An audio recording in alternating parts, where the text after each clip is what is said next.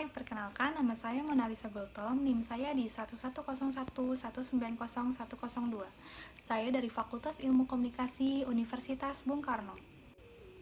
Melalui video ini, saya akan menjawab pertanyaan-pertanyaan UAS dari dosen pengampu saya, yaitu Bapak Tri Sulfa Oktakimiawan MIKOM, dengan mata kuliah Teknologi Komunikasi.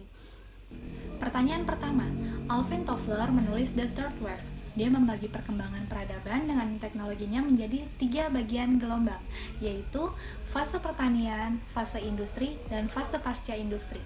Gelombang pertama adalah fase di mana ada perubahan cara hidup manusia yang tadinya mengandalkan berburu dan hasil hutan menjadi mengandalkan pertanian seperti bercocok tanam.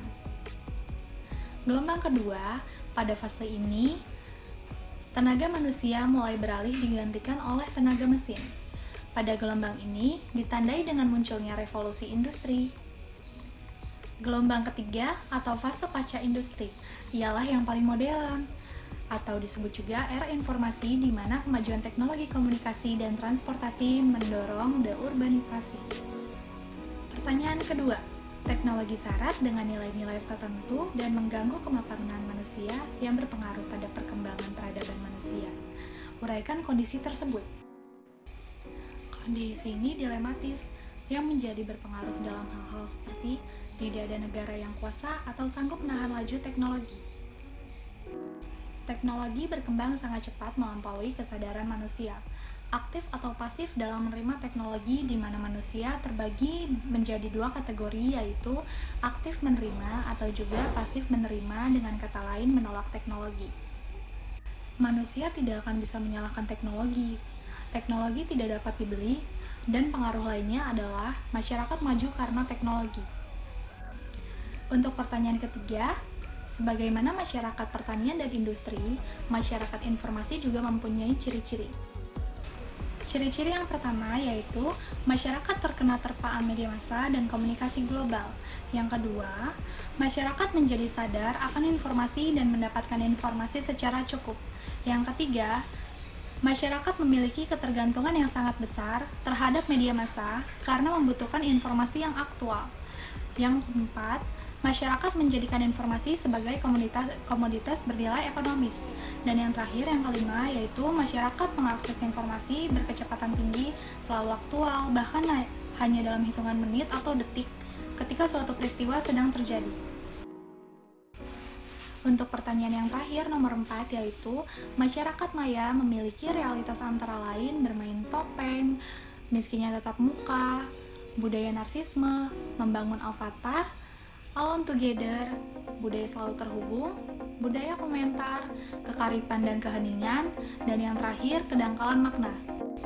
Bermain topeng maksudnya bukan secara harfiah mengenakan topeng, tetapi menyembunyikan identitas atau sifat aslinya agar terlihat menarik di mata orang lain. Miskinnya tatap muka, berarti orang semakin malas bertemu secara langsung. Toh tetap bisa berkomunikasi melalui media sosial.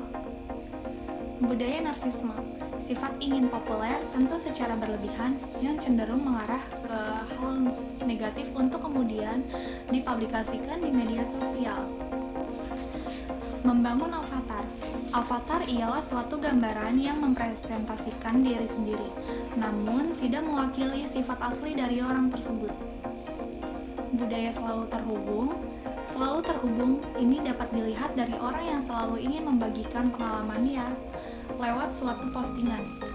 Ia ingin tetap terhubung dengan orang lain. Budaya komentar. Dalam media sosial, orang bebas berkomentar, dari memuji hingga menghina. Bahkan salah satu survei mengatakan bahwa warganet Indonesia adalah yang paling tidak berperilaku baik ketika berkomentar, dan hal tersebut memang terbukti. Kekaripan dan keheningan. Media sosial menjadikan 2 hal sekaligus, yaitu kekaripan dan juga keheningan. Maksudnya adalah ketika ada orang saling akrab di media sosial, belum tentu ketika bertemu keduanya bisa saling berbicara dengan baik. Kedangkalan makna. Maksudnya adalah hubungan antara satu orang dengan yang lainnya di dunia maya adalah semu, berdasarkan kepentingan sementara.